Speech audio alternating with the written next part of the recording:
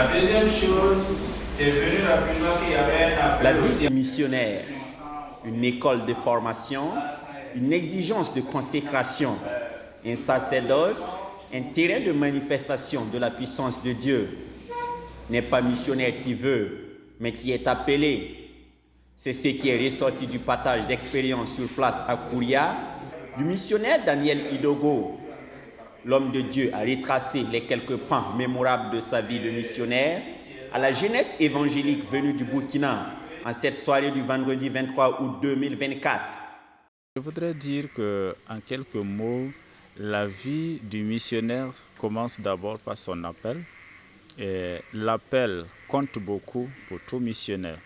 Lorsque nous sommes certains que nous sommes appelés et que nous sommes dans la voie du Seigneur, parce que nous pouvons être appelés et refuser de faire ce que le Seigneur veut, mais répondre à l'appel, obéir à la voix du Seigneur et exécuter ce que le Seigneur, les consignes que le Seigneur nous donne, voilà en quelque sorte ce qu'est la vie d'un missionnaire. Idogo Daniel a été d'abord un moment de formation qui permet la qualification à l'œuvre pour laquelle le Seigneur l'a appelé et l'exécution. Parce que la formation, oui, mais aussi pouvoir implémenter ce pourquoi le Seigneur t'a appelé. Donc, j'ai répondu à l'appel, j'ai exécuté les consignes du Seigneur et enfin, alors les conséquences bien sûr, les conséquences de l'exécution ne sont pas que négatives. Il y a aussi des conséquences positives. Oui, qu'est-ce qu'une difficulté face à la grâce et à la gloire? Non seulement que le Seigneur nous donne maintenant, mais la grâce à venir. Plus de 3 heures durant, le missionnaire a tenu en haleine un public attentif, admiratif et par moments même ému.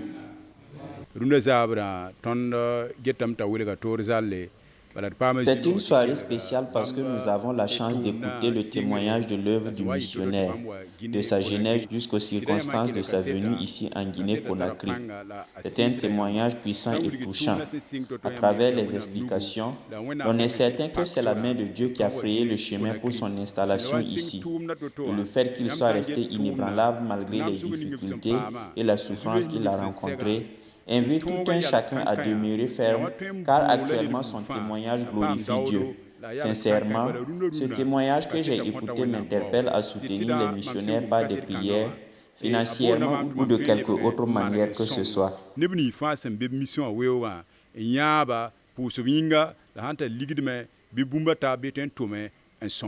Personnellement, depuis longtemps, j'entends uniquement à la télé quand on parle des difficultés rencontrées sur le champ missionnaire.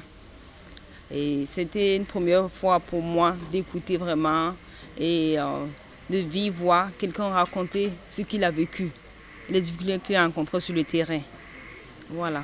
Ce que je peux en tirer comme enseignement, c'est que quand Dieu t'appelle pour son œuvre, peu importe les difficultés que tu as rencontrées sur le terrain, Dieu sera toujours là pour t'aider. Le besoin sur le champ missionnaire est très important, surtout dans les pays où l'évangile n'est pas encore arrivé. Et si aujourd'hui on a l'occasion d'aller dans un pays qui n'a pas encore reçu l'évangile, je pense qu'on doit vraiment s'investir. Si on ne peut pas aller physiquement, il faut trouver des stratégies pour pouvoir soutenir la mission à travers la prière, le soutien financier, matériel également. Le lendemain 24 août, ce sont des visites découvertes que les organisateurs de cette sortie missionnaire ont servi aux participants. L'île de Kassa et le marché de Conakry, voici les localités choisies. C'est ma première expérience avec le bateau. C'est une sortie qui nous a fait du bien.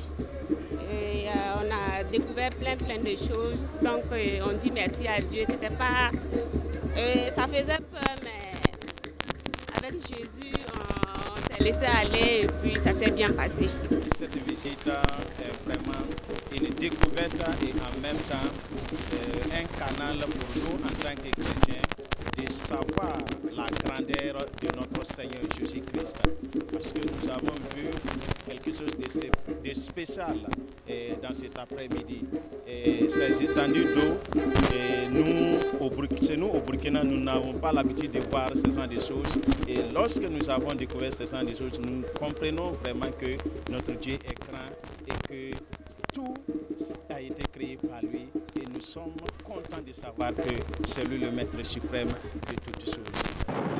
Les 2 jours auront donc été riches en imprégnation des connaissances liées à la missiologie, mais également en découvertes touristiques. Ici en Guinée-Conakry,